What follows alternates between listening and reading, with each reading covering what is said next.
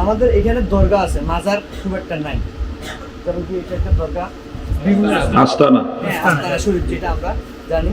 কিন্তু এই আস্তানা শরীফের মধ্যে প্রতিনিয়ত যেটা চলে আমাদের এখানে ওয়াজ মাহফিল না, বিশেষ করে প্রাধান্য দেওয়া হয় গান বাজনা, এমনকি এই ধরনের তারপর গরু ছাগল নিয়ে একটা উল্লাস করা, এক ধরনের মানে একটা রান্না বান্না হয়, শ্যামা কাওয়ালি হয়। এর সাথে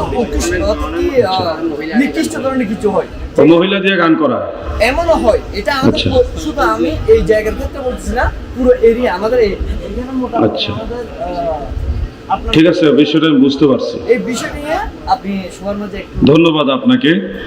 এখানে একটা খানকা শরীফ আছে, আস্তানা শরীফ আছে, হয়তো আল্লাহর কোনো বুজুর্গ বান্দা এখানে অবস্থান করেছিলেন, আমি ধারণা করে বলতেছি। সেই উপলক্ষে আপনার এই জায়গাটা সংরক্ষণ করে সময় সুযোগ মতো সপ্তাহে একদিন বা মাসে একদিন আপনারাও এখানে বসেন, আপনারা কিছু একটা করেন, ধর্মীয় কাজ হিসেবে করেন। তো এই জিনিসগুলোর মধ্যে নারীদের দিয়ে যদি গান করান তাহলে এটা আপনাদের ধ্বংসের কারণ হবে। আল্লাহ রসুল সাল্লাল্লাহু আলাইহি সাল্লাম বলেছে, আমার উম্মত শেষ জামানায় তাদের চেহারা বিকৃত হয়ে যাবে এবং তারা জমিনের নিচে দেবে যাবে, মানে মরার সময় তাদের চেহারা শূকরের মতো হয়ে যাবে, শুকাইতে শুকাইতে একেবারে চেহারা হয়ে যাবে শূকরের মতো। শূকর চিনেন? শূকরের মতো চেহারা হবে এবং মারা যাওয়ার পরে তাদের কবর ভেঙে যাবে এবং মাটির নিচের দিকে দেবে যাবে, কবরের মধ্যে মানে কোনো ভালো পরিবেশ সে পাবে না। তো এই ধরনের একটা সিচুয়েশন আল্লাহ রসুল বলেছে আমার কিছু উম্মতের বেলায় হবে। কেন হবে? সাহাবারা জিজ্ঞাসা করলেন, দয়াল নবীজি বললেন, তারা নারীদেরকে গায়িকা হিসেবে গ্রহণ করবে এবং মাআজিফ বিভিন্ন ধরনের বাদ্যযন্ত্র দিয়ে গান বাজনা করবে। এই কারণে তারা মৃত্যুর সময় শূকরের মতো হয়ে মরবে এবং তারা মাটির নিচে দেবে যাবে। নাউজুবিল্লাহ বলেন, জোরে বলেন নাউজুবিল্লাহ। এটা অনেকগুলো সূত্রে এই হাদিসটা বর্ণিত, অনেকগুলো সূত্রে। তো সেই হিসাবে আমি আপনাদেরকে অবশ্যই বলবো, আমি আপনাদের মেহমান হিসেবে আল্লাহর হাবিবের একজন নালায়েক গোলাম হিসেবে অনুরোধ করে যাচ্ছে, আপনারা মহিলা শিল্পী হোক আর পুরুষ শিল্পী হোক, কোন শিল্পী আইনা গান গাওয়াইয়া হরেক রকম বাদ্যযন্ত্র সহকারে গান বাজনা করবেন না। কি করবেন হুজুর? কি করব আমরা? আপনারা সবাই ঠিক ওইভাবেই সবাই জড়ো হবেন, হয়ে সেখানে মিলাদ শরীফ পড়বেন এবং জিকির করবেন। কি করবেন? সবাই মিলে জিকির করবেন। একজন আলেম বা দুই চারজন আলেম রাখবেন, ওনারা আপনাদের সবাইকে নিয়ে জিকির আজকার করবেন। জিকিরের সাথে আপনি সামা বলতে পারেন, সামা ইসলামী সঙ্গীত।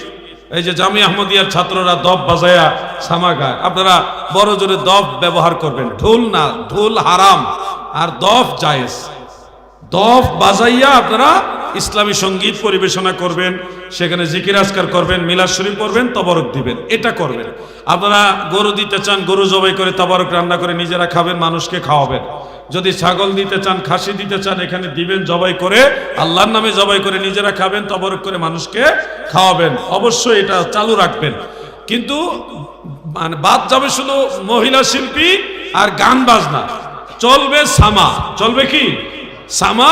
বাদ্যযন্ত্রের মধ্যে শুধুমাত্র দফ বাজাবেন, অন্যটা বাজাবেন না। জিকির আজকার করবেন, কমপক্ষে 1 ঘন্টা জিকির করবেন, তাইলে এটা কাজের কাজ হবে, ইবাদত হবে, সওয়াব হবে, কাল জিন্দা হবে, আল্লাহ রসুল খুশি হবে।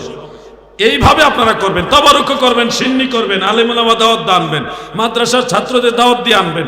কাজ বন্ধ রাখবেন না। আল্লাহর ওলির দরগা, খানকা বা আস্তানা এগুলি জাগ্রত রাখবেন ভালো আমলের মাধ্যমে, কিন্তু যেই কাজটা আপত্তিকর ওইটা বাদ দিয়ে দিবেন। বুঝতে পারছেন?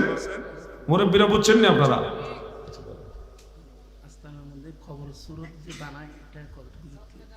কবরের সুরত বলতে কোথাও যদি কোনো আল্লাহর ওলি বসে, জায়গাটা সংরক্ষণ করা যাবে, কিন্তু কবর বানানো যাবে না। হ্যাঁ, জিয়ারতের জন্য আপনি জায়গাটা সংরক্ষণ করবেন একটা স্পেশালি। এখানে একজন বুজুর্গ বসেছিলেন, আমি জর্ডানে গিয়ে দেখেছি হযরত বেলাল রাদিয়াল্লাহু আনহু যখন সিরিয়া গেছিলেন, জর্ডানটা সাবেক সিরিয়া, তো সিরিয়া যখন হযরত বেলাল রাদিয়াল্লাহু আনহু গেলেন, যাওয়ার পরে একটা জায়গায় কিছুদিন উনি অবস্থান করছিলেন।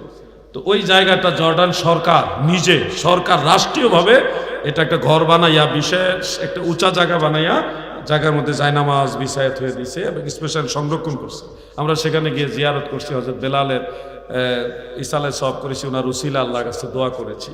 তো এইভাবে আপনারা এই ধরনের আস্তানা জায়গাগুলি স্পেশাল একটু সংগ্রহ করতে পারবেন। এবং সেখানে গিয়ে আপনার দোয়া দুরূদ পড়বেন, প্রয়োজনে নামাজ পড়বেন।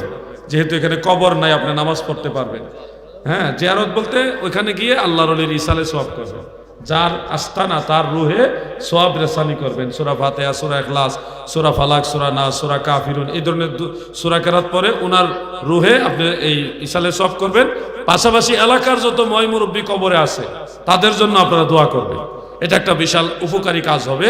এরকম অনেক জায়গা আমি পেয়েছি যেখানে বুজুর্গ যারা নবী রাসূলদের যারা অনুসারী সাহাবাই কারাম, আউলিয়াই কারাম, তাদের জায়গাগুলি সংরক্ষণ করা, এগুলোকে বলা হয় মাকাম। ওই দেশে বলা হয় মাকাম। মূসা আলাইহিস সালাম যেই পাহাড়ের উপরে ওটা আল্লাহর সাথে কথা বলতেন, কয়েকটা পাহাড় আছে, এর মধ্যে একটা পাহাড় পড়ছে ফিলিস্তিন। সেই পাহাড়ের উপরে উনি যেখানে আল্লাহর সাথে কথা বলতেন ওই জায়গাটা এখন আলাদা সংরক্ষিত। ওখানে কোনো মাজার নাই, কিন্তু মাজার সদৃশ একটা কাপড়, সবুজ কাপড় দিয়া একটা ইয়ে করা আছে। এটা মাজার না, এটা মাজারের সদৃশ করে দেওয়া হয়েছে জায়গাটা চিহ্নিত রাখার জন্য। মানুষ ওখানে যায়, গিয়ে দোয়া করে ইসালে সওয়াব করে। এটা বরকতের জায়গা। আপনার জায়গাটা সংরক্ষণ করবেন, কিন্তু মাজার বানাইবেন না। বুঝতে পারছেন আপনারা? সংরক্ষণ করবেন, ইসালে সওয়াব করবেন, এখানে এসে দোয়া করবেন, মিলাদ শরীফ পড়বেন, জিকির আজকার করবেন, যে কোনো নেক আমল করবেন, কিন্তু এখানে মাজার বানানো যাবে না। আল্লাহ আমাদের সব ভাইকে বোঝার তৌফিক দেন, বলেন আমিন। মহব্বতে বলেন আমিন। ওয়ালাইকুম আসসালাম।